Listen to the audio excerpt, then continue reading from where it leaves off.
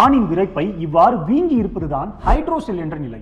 இதனால் உடலுறவின் பொழுதோ, நடக்கும் பொழுதோ, உட்காரும் பொழுதோ அசௌகரியம் ஏற்படும். ராபின்சன் காட்ரான் பேத்தாலஜி பாடப்புத்தகத்தின்படி வயிற்று பகுதியில் இருந்து விரைப்பையினை அடையும் ப்ராசஸஸ் வெஜைனாலிஸ் என்ற ஒரு குழாய் ஒரு ஆண் குழந்தை கருவில் இருக்கும் பொழுதே மூடிவிடும். ஆனால் ஒரு சில குழந்தைகளுக்கோ இந்த குழாய் மூடாமல் பிறந்த பின்னரும் திறந்தே இருக்கும். இதன் காரணமாக வயிற்று பகுதியில் இருக்கும் திரவம் அந்த குழாய் வழியாக விரைப்பையினுடைய டியூனிகா வெஜைனாலிஸ் பரப்பினை அடைந்து அதனை நிரப்பி இவ்வாறு வீங்கிட செய்யும். ஒரு சிலருக்கோ அதிக வீக்கமும் வலியும் இருக்கும். அவர்கள் ஒரு சிறிய அறுவை சிகிச்சை செய்து இதனை சரி செய்ய வேண்டும்.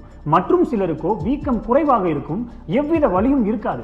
இப்படி இருந்தால் எவ்வித சிகிச்சையும் தேவையில்லை, அப்படியே விட்டு விடுவது நல்லது. அதேபோல் தகாத உறவில் ஈடுபட்டு பாலியல் நோய் தொற்று மற்றும் ப்ரோன் மாஸ்டர்பேஷன் என்ற குப்புறப்படுத்து சுய இன்பத்தில் ஈடுபடுபவர்களுக்கும் அக்வயர்ட் ஹைட்ரோசெல் என்ற இந்த வீக்கம் ஏற்படும். சிந்தித்து செயல்படுங்கள். நன்றி.